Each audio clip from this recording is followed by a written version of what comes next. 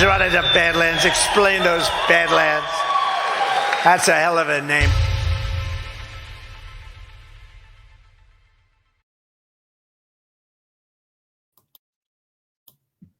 Welcome to this week's episode of Breaking History on Badlands Media. I'm very, very happy to be joined once again by my co-host, Ghost of Based Patrick Henry Gordon.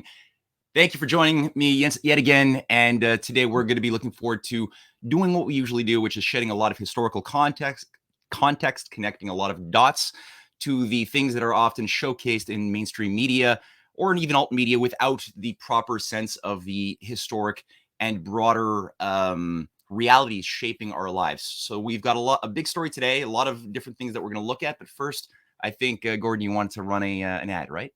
Correct. Yeah. How are you today, Matt? I'm doing well. I'm doing very well. Good. All right. Let's get this shared. Wait, let me make sure I shared my audio. That's a good idea. Yeah. I'm going to unpresent, reshare. Okay. Share screen, and then yes, also share audio. Okay, great. All right. Can you see my screen? I can only see you. Oh, go ahead and share the. Oh, that's my job. Right. Yeah, there you go. Right. Okay, there we are. You care about your health and that of your loved ones, right? Then it's essential to reduce exposure to harmful bacteria, parasites, and certain viruses that can affect your well-being. That's where Oneness water purification drops come in. Our chlorine dioxide drops are a versatile solution that can be used to treat water for humans, cats, and dogs, wash fresh produce, disinfect or sanitize surface areas, kitchen tools, instruments and equipment, and even treat bad breath and odor-causing bacteria found in the mouth.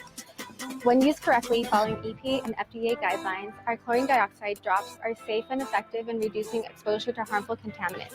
Get your kit today and keep yourself and your loved ones healthy and safe. Cool. All right, so that is Oneness drops. Go to badlandsmedia.tv/1NESS, promo code Badlands. Great. Okay, so I know we have a lot to talk about today. We touched on some elements of geopolitics. A historic backdrop was painted last week in last week's episode on some of the dynamics shaping the Arab world, for good and for bad. I think that we could feasibly call that the clash of the two Saudi Arabias. But of course, the hand of British intelligence always pops up. And whenever you scratch in literally any different element of any part of the world that is facing problems, just scratch a little bit, you'll always find John Bull right there. And I know you said something very interesting regarding some of your research regarding what is this British intelligence? What was the British Empire? And how did America lose its sovereignty over the course of many generations? So I was curious, what have you pulled together this? Yeah. So what we discussed at the end after we ended the show last week was the possibility that the British East India Company somehow transformed into British intelligence. And I spent the past week kind of diving a lot deeper on that. And I know you have as well. And I found some really fascinating stuff that I want to share. So just to provide a little bit, basically what we're going to talk about is subsidiary alliances, which is a concept that was developed by the East India Company. And that subsidiary alliance concept is really what was adopted by British intelligence and later the CIA. And that's basically ruling. Well, let me share my screen, and that'll. Sure. I think that'll help. I can share this definition, and right here. All right, if you can see that, and this is from Wikipedia, but it does provide a good definition. But so this is specific to the South Asian history, tributary alliance between an Indian state and a European East India Company. There were many East India companies, but the most powerful and longest lasting was the British. And basically, it was to keep the agreements would have them keep the company's army at the capital of the state. And when they say state, they're talking about the various kingdoms within India. So there are many different kingdoms that were rising and falling over the centuries. Give either money or territory to the company for the maintenance of troops. Expel all other Europeans from their state based on criteria of whether they were employed in the army or the civil service. And keep a European official called a resident at the capital of their state who would oversee all negotiations and communications with other states, meaning that the ruler was to have no direct correspondence or relations with other states without the resident's approval. And they were also forbidden. The ruler was forbidden from maintaining his own standing army. So with that in mind, what happened in India? That's an interesting question. So first, before there was Britain, there was Portugal and Spain. They were the dominant naval powers of the world in the 1400s and 1500s. You had come the year 1662, Charles of England married Catherine of Braganza, who was of Portugal, and part of the marriage contract was that the 7 islands of Bombay, which is right here, here on the western coast of India, was transferred to England, and England was given trading privileges with the Portuguese East India Company. The Portuguese East India Company was a little more developed at the time than the British East India Company, which had been founded in the year 1600 under the charter of the East India Company, signed by Queen Elizabeth. So here's a map from the year 1700 showing the different powers that had settlements. And what you'll note is that they actually didn't really have any political power at this point. They just had their settlements. But you have Dutch, you have British, you have French, you have Danish. The Swedish were also there. But what you'll notice is that you have 3 British and you have 4 Dutch. So the Dutch were really the most powerful outside of the British. Ultimately, the Portuguese were losing their power come the 1700s. But that treaty or that marriage contract was a big deal because it really gave Britain the foothold they needed to get into India. So fast forward to the year 1740, and you have a guy by the name of Dupleix who was working for the French East India Company, and down here in Pondicherry, which you'll see right here, he realized he had an opportunity where, in the year 1735, he decided to intervene in a local contest over the secession of sovereignty in this place called Tanjore. So up until that point, the East India companies were really just involved in trade. They were trying to establish factories, get exports of spice and other goods back to Europe. But this one guy realized that if he could intervene in this local contest, it would benefit him if he was on the winning side in this fight over secession. So he backs this family. The family ends up actually losing the fight, but he protects them because he has his own armed guard. And the ruling emperor of the region demands him to hand over the family. He refuses to. And long story short, the emperor is so impressed by his resolve that he ends up granting him what's called a title of Nawab, which is kind of like a mayorship. And it came with 4,500 horses and 4,500 cavalry and some infantry, like sepoys. So India, by the way, was very different from the other colonies in Britain. Like America, for instance, you had the Native Americans were living in very small tribes, small communities. They were easy to dominate and overpower. In India, I have an official figure, I think from the year 1760, or I'm sorry, from the year 1800, the population of India was over 168 million. Wow. And so India was a very, very sophisticated, evolved place by the time the Europeans showed up. They couldn't just show up with a big army and try to take over. That wasn't going to work. Yeah, well, I'd seen these animated graphs that were done on featuring the GDP internationally of the different major economies of the world of the 17th, of the 18th, of the 19th centuries, and you could see how during this time that you're talking, 1740, 1750s, the 2 biggest economies by a long shot were China, number 1, and India, number 2, which were the bastions of textile trade, production, education. And like Britain was far down the list by a long shot, and you could just see as soon as Britain starts spreading itself and integrating its controls into Asia, the collapse, the controlled demolition of the Chinese and Indian economies is just dramatic. Within a period of decades, they're completely enslaved. Yeah, so that's just interesting that you're finally getting at the causal reason for how that happened. That's interesting. Yeah, so starting in 1744, between 1744 and 1763, you had 3 wars between the French and the English, the French Anglo Wars. The third of which everyone listening is going to be very familiar with, the French and Indian War, the 7 Years' War, which all the veterans from that war would go on to start the American Revolution. So the first of those wars in 1744 started in Europe, but you had this guy Dupleix and Dumas decide that they're going to bring this war to India and take that opportunity to fight the English in India and drive the English out of the continent.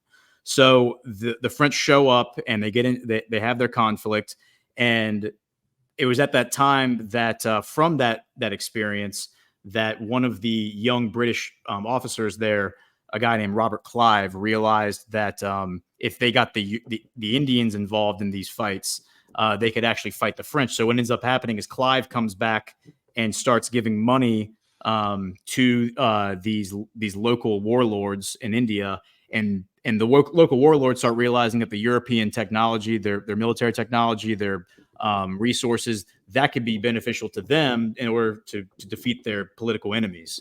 So you have this kind of symbiotic relationship that formed between these local warlords in India and these ambitious corporate agents, because these guys aren't necessarily working for the British government; they're working for the East India Company. Mm-hmm. But the East India Company has its own military, so it has its own military. It's independent of the British military, and so you have these campaigns that are happening between the 1740s, 1750s, 1760s, and Robert Clive kind of becomes the guy. He becomes the first Governor General of Bengal. So here, 1765, you see how the pink is the British territory, the yellow is the Hindu territory, and the green is the Muslim territory. And then so you see over the years between 1765, 1785, and here's 1818. So even at like the height of the power of the East India Company, which would really be like the 1800s, 1856 is when the East India Company is effectively dismantled as a political power in India due to a revolt from the sepoys. And then the British Raj is created, which is the official British government's government in India. But you can see here the dark lines. This is their territory. So the East India Company never actually really controlled the whole continent. They just controlled key areas and the strategic choke points. And yeah. Exactly. And so basically after Clive, you have this guy named Warren Hastings, and this is where it gets very fascinating. Warren Hastings in the 1770s comes in, and 1773 they have what's called the Regulating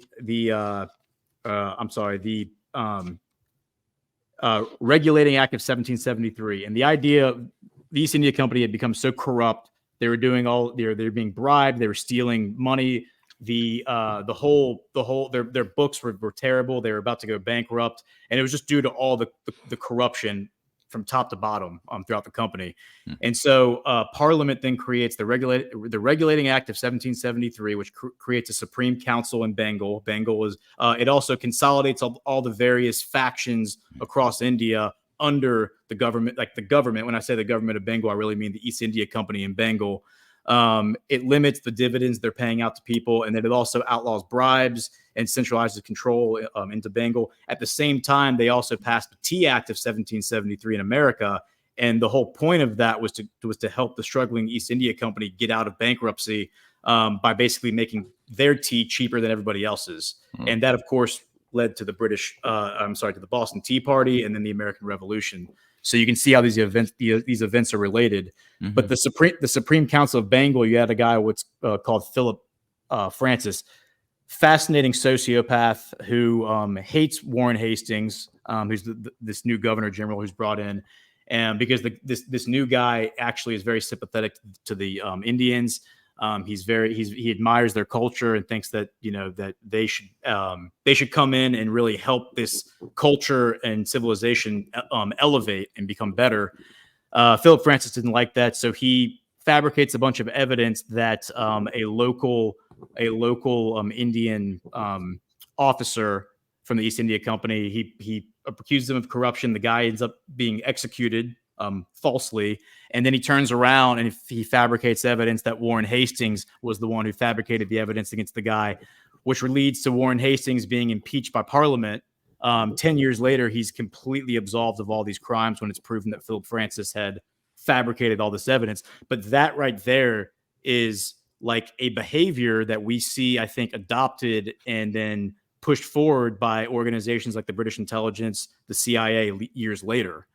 This kind of sociopath, I'm going to destroy anyone who threatens what I'm trying to do here, which is to consolidate power, not only financially, but politically. Anyone who threatens that, who's a threat to that, which would be like an altruistic person, what have you, I'm going to destroy them. Robert Clive, by the way, who's credited with creating the military might of the East India Company in India, he ends up killing himself because a similar thing happens to him, where he's kind of framed up as the reason that the East India Company is in disarray, which wasn't really his fault.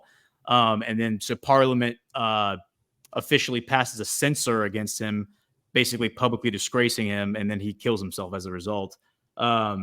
So you see this kind of behavior just continue. The Pitt's India Act of 1784 brings all EIC operations in India under official government control. At the same time, they bring in Charles Cornwallis, who had just lost at Yorktown to George Washington. They bring him in to be the new governor of India because they realize that he has a lot of experience managing a dissident population. And he actually does a lot of really good things there, but we don't really need to get into. But he does do things to make their lives better, to make the lives better of the local population. But he also is he's a renowned racist, and sees himself and the British as like the elites that should rule the world. He has that mentality, which I think is adopted by British intelligence and thereafter. But then you have the Government Act of 1834 is what. I'm sorry. The Government Act of 1833 is what this is where it gets really fascinating. They have this Act of 1833, which extended the East India Charter by 20 years, but it ended its commercial activities in India. So they were allowed to raise armies and wage war, but they couldn't engage in commercial trade in India anymore.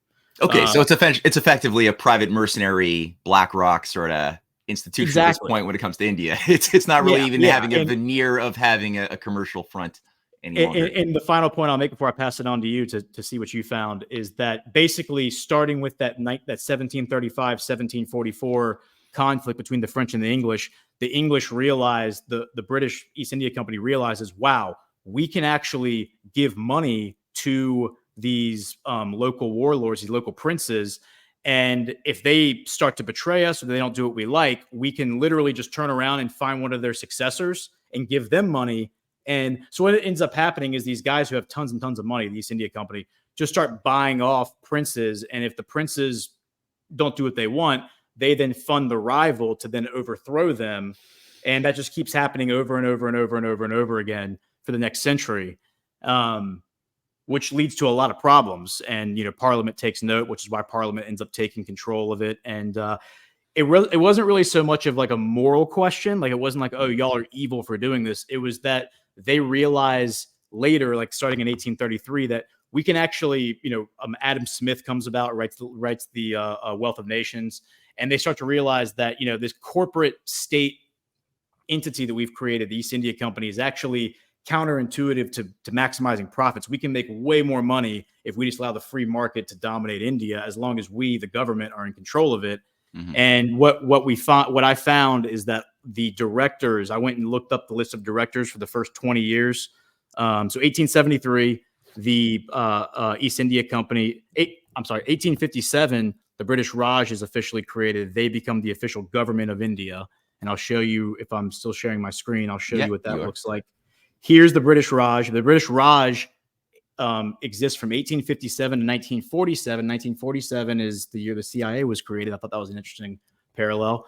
But the dark red right here is the British Raj. They were a founding member of the League of Nations in 1920. So they actually were considered their own independent government. And But in the year 1973, the British Raj still exists, but that's when the East India Company is officially dissolved by an act of Parliament, and the War Office of the British government creates British intelligence that same year. And I went and looked up all the military directors of the War Office from the first 20 years. All of them were either stationed in India at some point under the British Raj, or they were a son or a grandson of a charter member of the East India Company. So they all had direct ties either to the British Raj or to the East India Company. That's fascinating. And this, when you're saying that at this point British intelligence is created, as far as I was looking at the situation, there had always been some form, obviously, of intelligence, whether through the Colonial Office, usually through the Colonial Office, as far as foreign intelligence services are concerned in coordination. But are you talking about the thing that became what we today can identify as like MI5, MI6, the internal and external intelligence apparatus of Britain, that found its origin here at this moment in the 1870s? 1873, correct. That was when the War Office, the old War Office, created the office that would have eventually become called British Intelligence, and MI6, MI5 comes in, I think, the 1909, 1907, that time frame. Yeah, the 1870s, I think it was just called British Intelligence. Straight up, like we're not beating around the bush at that point. That is really interesting. I'm dying to hear the list of some of these figures. What I'll just add as some contributing thoughts, just having listened to you paint this picture so far, is number one, for counterpoint, the thing to keep in mind as well for people listening is that the Mysore region, especially in the southern part of India, was extremely anti-British. Well, all of India who were being suppressed had good reason to be anti-British, but they were carrying out a very effective fight, especially overlapping the American Revolution. And I never really thought, up until somewhat recently when I began writing my book series, about how the American Revolution was a global phenomenon. There was a global chemistry at play that the founding fathers who were orchestrating this understood well. It wasn't just Russia, but it was Russia played a big part. France, Prussia, Ireland, but also Morocco. The Emperor of Morocco, Sidi Muhammad, the head of the Mysore rebellion against the British Empire, Hyder Ali, and his son Tipu Sultan, were major warriors fighting against the British Empire and writing letters to the Continental Congress saying, your fight is our fight. Together we will be able to defeat the institution of hereditary systems off of the face of the earth. Very interesting. And the fact that the British had to direct 20% of their navy to put down the uprisings in 1780, 81, 82 in India did give a lot of space for the Americans to carry out their battle. Extremely important thing. And it took many decades for the Mysore region to be punished appropriately. Now, I didn't know about a lot of these nuances that you're bringing in regarding the interface of British intelligence, the different infighting that was going on. I find this all very fascinating. This is like really rich history. The other thing to keep in mind that I was thinking about was what was going on as well. Just like in 1780, there was a crisis of the empire, right? The empire came out very confident after the 7 Years' War in 1763, when they defeated all of their different rivals. They defeated the French in a sense. They at least annihilated a lot of the French international possessions, and came out really as an integrated empire that interfaced closely with the city of London, which is where a lot of the old guild families that go back even before the Norman invasion came into play, that interfaced with things like the Venetian aristocracy, the Venetian oligarchy that goes back, to the ancient doges, and even the Roman Empire itself with the Roman Senate and cult managers. Most of them found themselves centralized in Venice before Britain became an empire.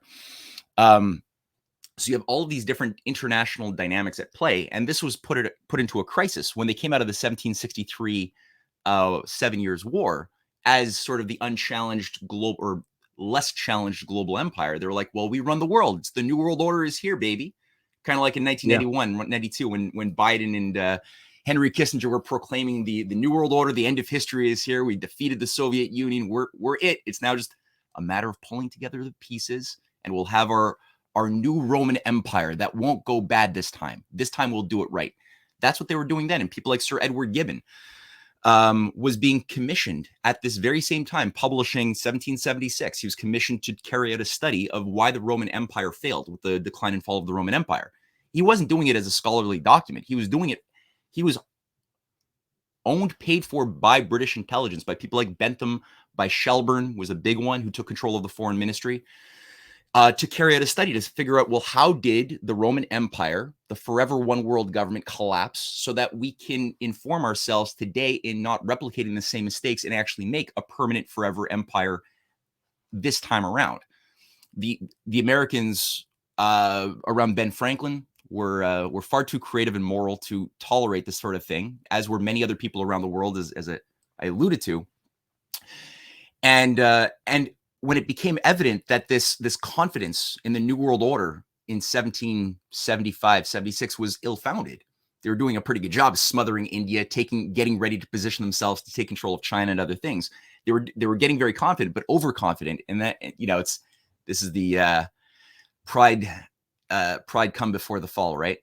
Absolutely. And this is the thing, right? So they had a crisis all of a sudden where they had to figure out, well, how do we survive in this new age of republics that it's now all of a sudden arising? Haiti is following suit from America, proclaiming itself as a republic. You have the Indians wanting to have their own independent nation. You have all of these countries that see that America, these 13 colonies of farmers, are able to defeat the world's biggest mercenary force and financial empire. Maybe we can do it too. So they have to reorganize themselves in a desperate, hectic way. And they do it in a pretty vicious manner. And just at the same time, a century later, when once again, Abraham Lincoln's system is showing itself to be able to survive, to thrive, to spread internationally after the British had tried to orchestrate the Civil War. Once again, you know, Russia came to the day to save America once again, like they did a century earlier. Catherine the Great. Catherine the Great was great friends with. She was a great admirer of Benjamin Franklin. It's like she was writing letters with Benjamin Franklin, and yeah, I mean, she was a fan of the founding fathers. She really was, and her key ally was Ekaterina Deshkova, who was the heard of Ekaterina Deshkova? No, that name Deshnova sounds familiar. What is that? Is that Ukraine? It's Russian, but she was one of Catherine's key allies, and Catherine, who made Catherine, or helped get her into the position of being the Tsarina of Russia, and she became at the age of 30 the president of the Russian Academy of Sciences, and was a major reformer, clearing out the corruption, the rot that had really taken control. A lot of the occultists, there was a lot of Russian occultists, Freemasonic agents who had taken control of a big chunk of the Russian scientific management, and she cleaned a lot of that out. And she became the first foreign member of Benjamin Franklin's Philosophical Society, and Benjamin Franklin in turn became the first American member of the Russian Academy of Sciences in 1780, and she was sort of the bridge that arranged the League of Armed Neutrality that ensured that America was going to be supplied with weapons, with everything that it needed from various European countries led by Russia. So the same thing sort of I see with Alexander II, the great grandson of Catherine the Great, who came in and saved America at a time of crisis in 1862 and adopted the American system of protective tariffs, state banking, all of these things to help drive internal improvements in Russia. It was going on around the world. And Britain had expended itself in the Opium Wars. They spread themselves out in the Crimean Wars, trying to destroy Russia with the help of their French idiot colleagues. And the stupid Ottomans who also played into this thing, putting down the Indian rebellions, as you pointed out. So they had to figure out, well, what do we do? How do we remanage? Are we destroyed by these growth of sovereign nation states standing on their own 2 feet, or do we readapt? Do we go through a corporate remix or remanagement, which gets at your story here? Because it seems every like that's 20 really years, what this is. Like every 20 years, every 10 to 20 years on the dot, they had a new act of parliament that reorganized either the East India Company or the British government in India. And it's just amazing how they just kept trying over and over again. All right, if we do it this way, if we give the Indians more rights, if we give them more ability to have a career in our government, whatever, they just couldn't make it work. But interesting side note on Catherine, she was a Prussian princess, I believe. Wasn't she the son of, or the daughter rather of Willem? Isn't that right? Ooh, I don't know. That's interesting. Well, I just know she has a connection. I'm only familiar with Prussia Gate by Will Zoll. His whole thing about the Prussian Frederick the Great. I think was the Frederick the Great was the Prussian leader, correct? Or is that Russian? No, Frederick the Great was definitely the Prussian. Yeah, the Prussian guy. Yeah. So yeah. So she was the daughter of Frederick the Great. She marries Peter's grandson, I think it was, who was like a wuss, and then basically becomes empress of Russia because he was such a weakling. And I think he died. I think he dies, or maybe she kills him or something. But I think she's been slandered. I don't think she did kill him, but I know that's really circulated. That's the official story. Yeah.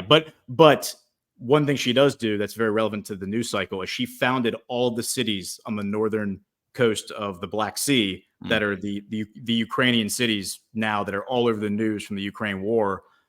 Those were all founded by Catherine the Great because they were Russian cities.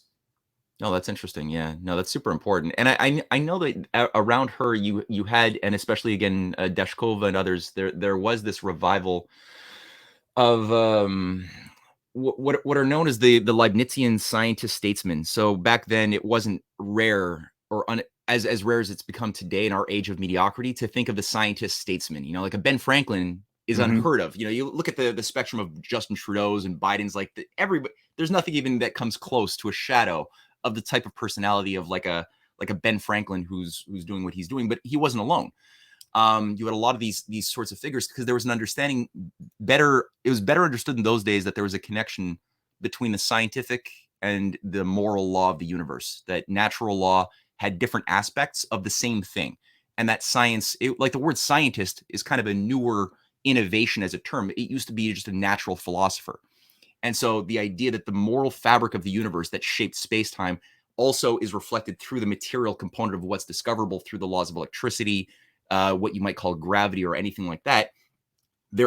And so in Ben Franklin's mind and in the minds of many of the astronomers and chemists like Lavoisier, who was a leader of the French Revolution who got his head cut off, or Jean-Sylvain Bailly, who was known as the Ben Franklin of France, who was the leader of the tennis court oath and the first Declaration of Human Rights that launched the French Revolution in 1789, also got his head cut off. He was the leading scientist and the leading astronomer, just like Lavoisier was the revolutionary chemist. All of them, if you read their writings, they're very clear that the need to create an order based upon the consent of the governed, the defense of freedom, and the well-being of the whole, as well as the enshrinement of the sacredness of the individual liberty, not two opposing things as we've often been told in our world today. They're two sides of the same thing.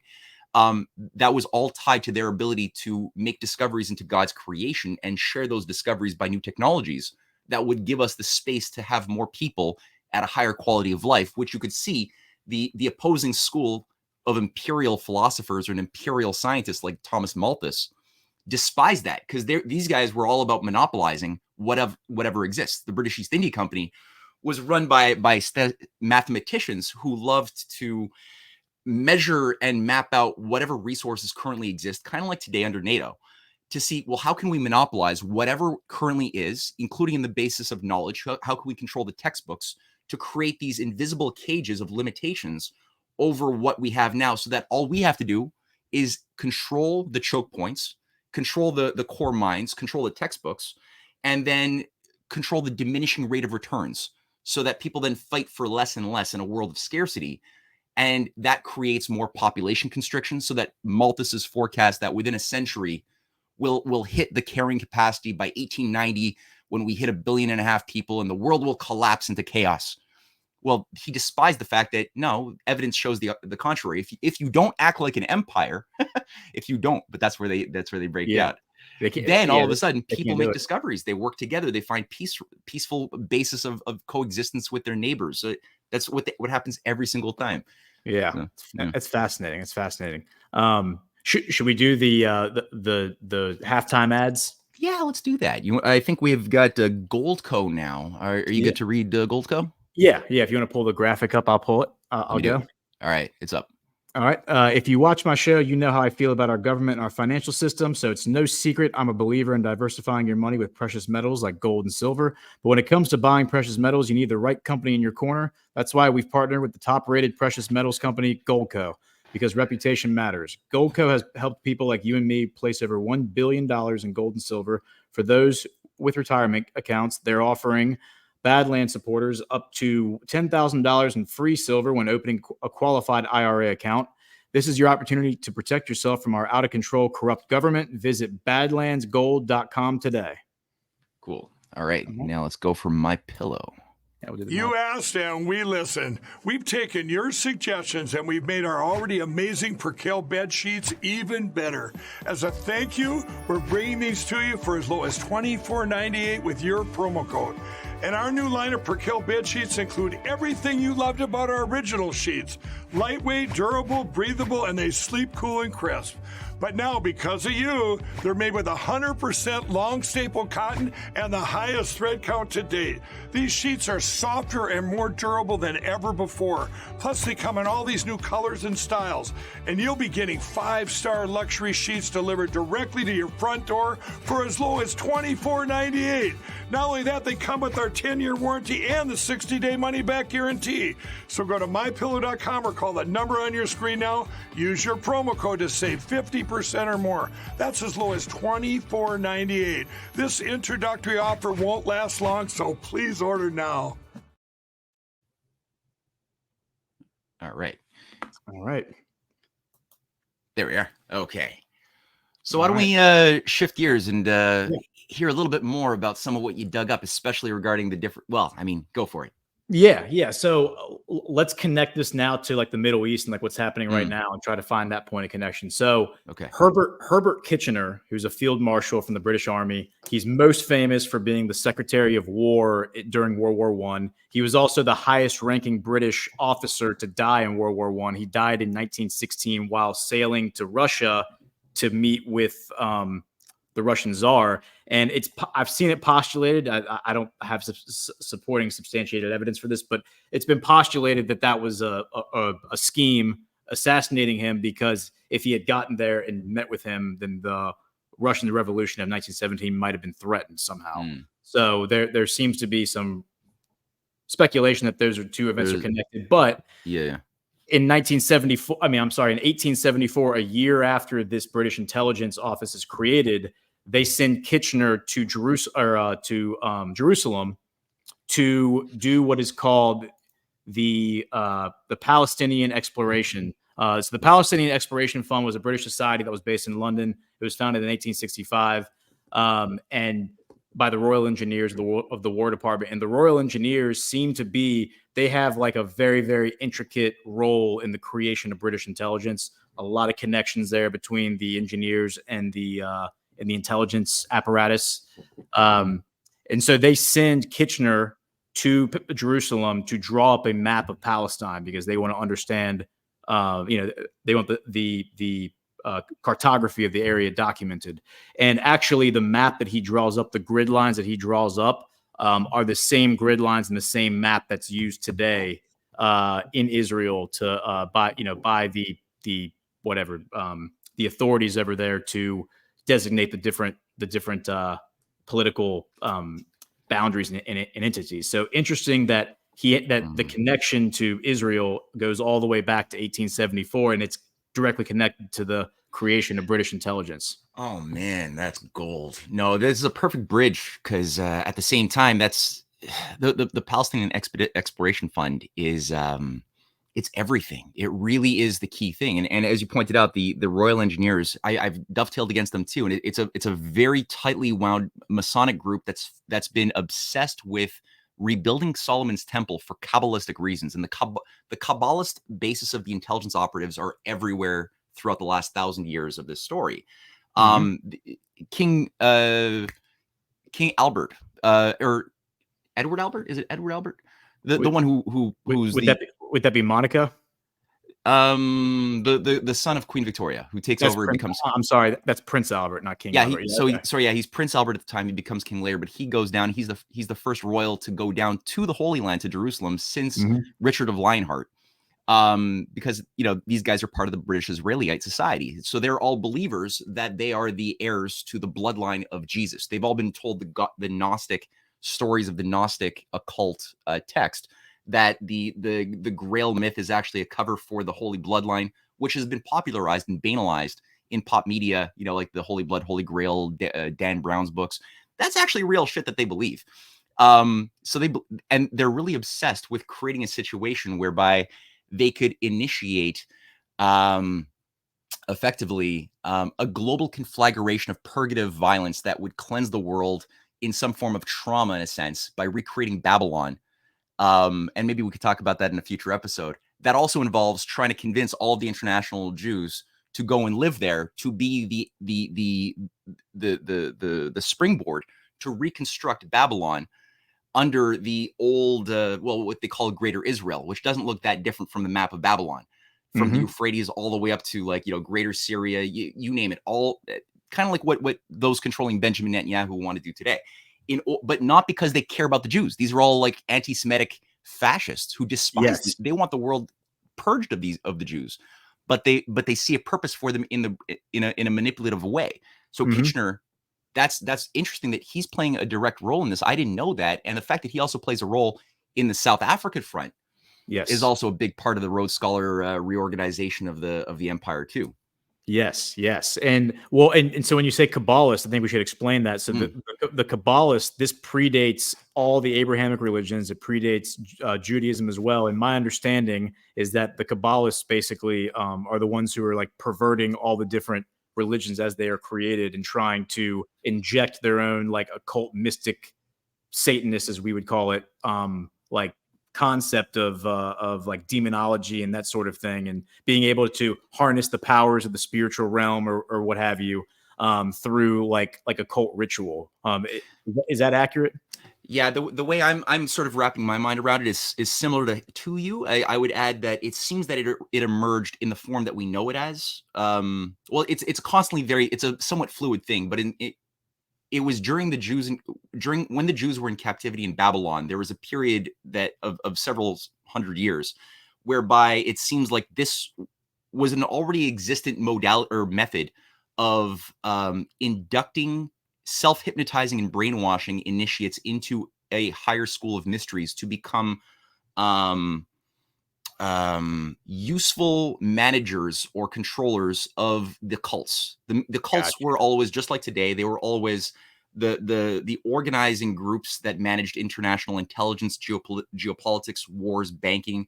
It was through the mystery cults, but they would be organized in an integrated way. They take on different forms, but have the same core ideology, whether they were in Anatolia or Babylon or Persia or Greece or Rome.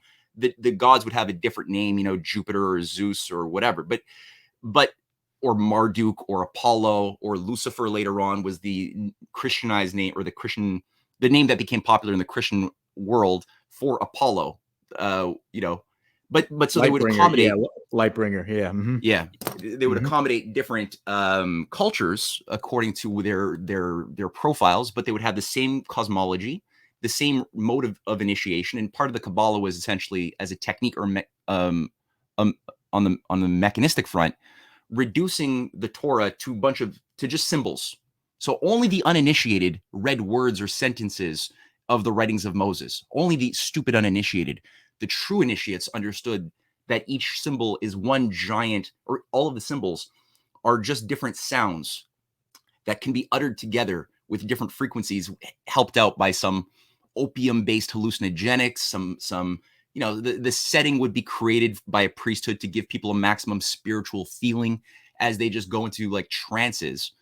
And then the interpreters of the Kabbalah, of these random mutterings that don't mean anything, right? You're not reading the moral lessons of Leviticus or anything like that. You're not reading those things. You're just going into trances now. Now that experience would be interpreted for you, framed for you by the higher initiates, using whatever type of philosophy that they were drawing upon. So there have been, I've noticed, certain moral people throughout the years who call themselves Kabbalists, but they're not really the same thing as what I'm describing. They're looking for different moral lessons to interpret the Torah, but then in a mystical way.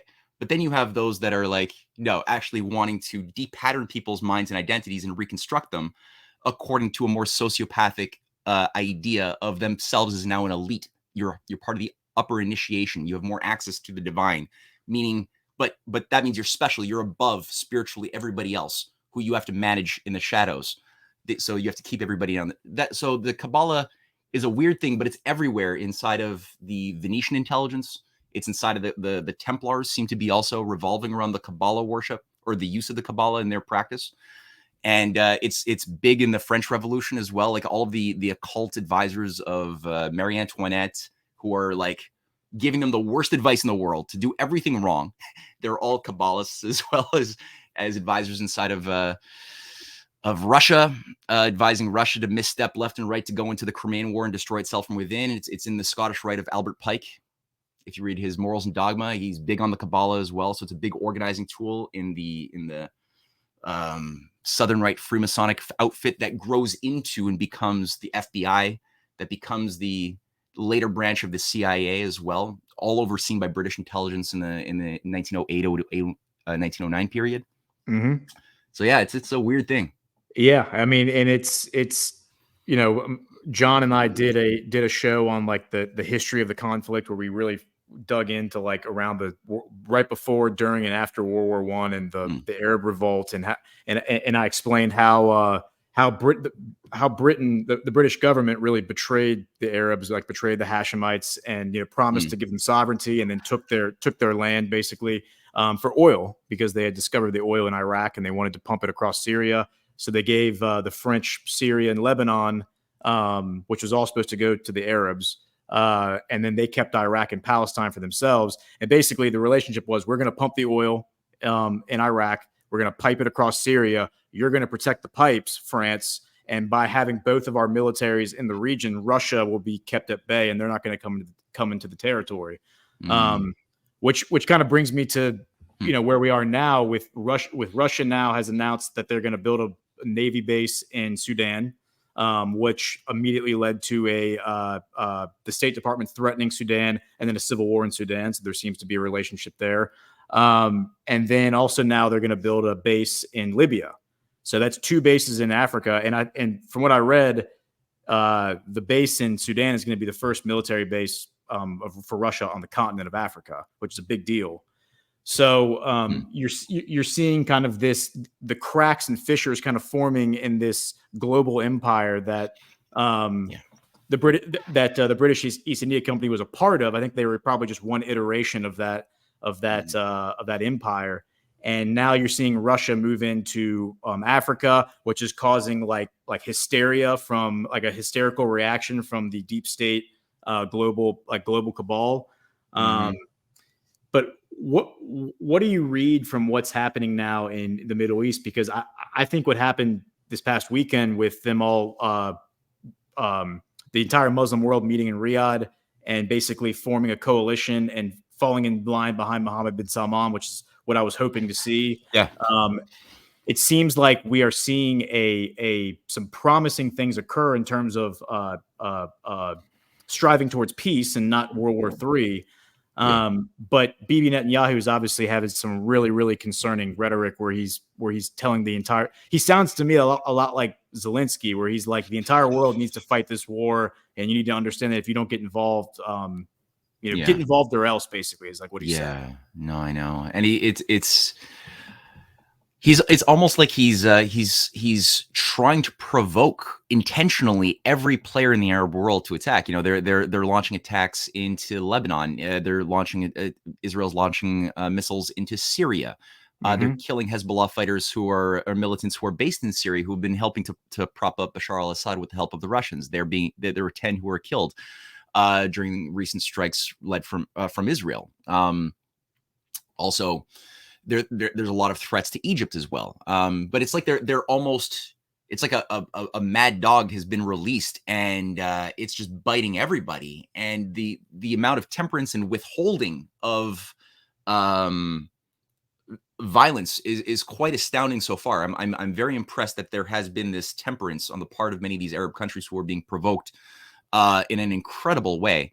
to not fall into the traps that have been laid for them, because I think that the oligarchy does want to do what they've done so many times before, which is kick over the entire game board. If you feel like you can't win by the rules of the game that you created, all of a sudden other people are coming out with more creative solutions that are resulting in you being put into a checkmate. Kick it over and hope to pick up the pieces out of the chaos. But Saudi Arabia as well, they just led in the first Saudi Africa summit this Friday, which is great. And that same time, you had the South Sudanese ambassador to Russia openly proclaim that South Sudan wants to join the BRICS Plus. I missed that. That's big news. Yeah. When combined with the Upper Sudan port, the Port Sudan on the Red Sea being offered now to the Russians, they're doubling down on that. That's a big deal. You have Ethiopia, which has been iced out of a major U.S. mechanism that has been used to provide economic investments into Africa for many, many decades. But really, it's been more to keep Africa stuck under debt usury or debt slavery under usury. Now, Ethiopia has been expelled. Ethiopia is at the heart of the Africa Union. That's the capital, is Addis Ababa. That's also the center where electrified rail going from the port of Djibouti on the cusp of the Bab el Mandeb Strait that would connect into Yemen. So a very short little gap. That already exists, has been built by China, that they want to extend now across the continent all the way up to the Atlantic Ocean, passing through many of those countries that have been through military coups over the past few months. But that's just one of like 9 different intercontinental rail lines, which would have development corridors built up. They've been expelled from the U.S. controlled mechanism, but they are now part of the BRICS Plus. They're going to be full members on January 2024, along with Egypt, along with Iran, along with Saudi Arabia, along with the UAE. Huge tectonic shifts are happening. So huge shift. Yeah. And very, very interesting, because I was tracking this like minute to minute as much as I could, because Western media wasn't reporting on it. So it was very hard to track it. But this huge meeting between the Arab League and the Organization of Islamic Cooperation, which is like 57 nations, that came right on the heels of the African summit with Saudi Arabia. And what I noticed is what MBS, the Crown Prince, did the night before the latter meetings began was he came out and announced a proposal to have the entire African Union join the G20, which I thought was a huge, like I called that almost like his opening salvo to like this negotiation to end the war in Israel. It's like that's almost his first chip he's putting on the table. Like, look, we're going to get Africa into the G20, and the G20 is dominated by like Western kind of like woke ideologies. So I found it an interesting move, because if they reject his proposal, they will be committing a cardinal sin of their own dogma, which is, racism against the continent of Africa. So I found that to be like a really, really interesting move. And then obviously, like when they went into that meeting with the OIC, you had a lot of internal fighting. Like Iran wanted to designate the IDF a terrorist organization. They wanted to cut off all oil sales to the West and to America. They wanted to end all flights into and out of Israel from those 57 nations. And every single one of those got put up for a vote, and they all got defeated. All these really radical ideas that Iran had put forward in Qatar as well, to kind of that would have been really provocative if they had been passed. They all got shut down, and that effort to shut them down was led by Saudi Arabia and backed by places like Africa, the Arab League. So all these key allies that MBS has made, in the days leading up to these alliances that he had really fortified in the days leading up to this major meeting, came in handy, because he was able to fight off these proposals that would have really, I think, like escalated the war. Absolutely. No, that's really important. And it's like, I get it. It's easy to understand when you see the imagery of the horrors that have been put onto the people living in Palestine. It's easy to want to do something to revenge this suffering. But the mature role is being really carried right now. Ironically, I never thought I'd say this, by Saudi Arabia, which understands we don't want to do this again. We've fallen for this trap so many times. Now there's nuclear submarines. The U.S. has an entire encirclement with nuclear weapons prepared to attack Iran. They're looking for an excuse. They want an excuse. They also know that there's an economic collapse. And as soon as you start, because a lot of people are wondering, well, why isn't Saudi Arabia just shutting off the taps to threaten the Western world to force a ceasefire? Or why isn't Egypt shutting down the Suez Canal to shut down the world economy and force a ceasefire? And it's like, well, it's not just you're another day in the game. Like this is now a systemic breakdown. The whole system is ripe to blow. It's going to be a very difficult storm to navigate through. And the oligarchy sitting on the Western banking system bubble, which is ripe to blow, they want an excuse to blame somebody for being the catalyzer of the collapse that's going to kill billions of people. Now they are frothing at the mouth. They would love it to be able to say, oh, look, it's Saudi Arabia's fault. The collapse happened because Saudi Arabia shut off the taps or Egypt shut off the Suez Canal. Any of these things could trigger the chain of reaction. So they know that they don't want to play into that game as well. That's not going to help them. So yeah, it's all very, very, very good. We got 3 minutes left. Do you want to read the last Yes. ad? Okay. Yes. Let's do the last ad read. Okay, cool. This is Shop Bula. All right, here we go. All right. Is your diet sad? The standard American diet is gravely lacking in essential nutrients, and unfortunately, buying organic, high-quality food can get expensive. That's why a powdered green supplement can be an easy, cost-effective way to get good nutrition into our body. Green Zone by Bull Nutrition offers loads of antioxidants, enzymes, and probiotics in every scoop, and it won't break the bank. It tastes great and mixes easily in just water, and you can also mix it with juice, yogurt, or throw it in your favorite smoothie. Green Zone is non-GMO and no artificial flavors or sweeteners, and there's also a chocolate version that you can mix in milk for a tasty treat for your kids. Go to badlandsmedia.tv/bull, that's BULLE, to find Green Zone. Don't spend $80 on greens powders when you can get something just as good for half the price. Use promo code Badlands and you will get 10% off your order and support this America First business. That's badlandsmedia.tv/bull, BULLE, promo code Badlands. Fantastic. Cool. Yeah. You know, I mean, we've been through a lot today, and there's so many more things we've just scratched on so many points. I mean, literally, like I've almost filled this entire pad up with notes, and I was like, "There's no way we can even get through any of these in an hour." But I think the major takeaway, because I've been preaching this on all the different shows I've been on for the past month, is the idea that these radical Islamic terror groups are actually probably funded by Western intelligence. The kids in Palestine, the kids in the Middle East are being radicalized by schools that are funded by the UN, funded by the CIA, funded by what have you. And all of that goes back to 1735 when the French East India Company realized that if they got involved in local politics, that could benefit them commercially. And then basically a century later, the British, who had adopted it almost immediately, adopted that method model, realized that, who cares about commercial trade? Let's just invest our money in politics and manipulating, geopolitical outcomes. And that's really what we're seeing now, I think, coming to a head in the Middle East. Yeah, well said. Absolutely. No, there's definitely a historic reckoning, which is now happening. And I think one thing I'd like to touch on, maybe we'll do this next week, will be the Rhodes Scholarship aspect as well. You brought in Lord Kitchener. South Africa is playing a very important role within the BRICS Plus process. They're also fighting their own color revolutionary attempts to destabilize them.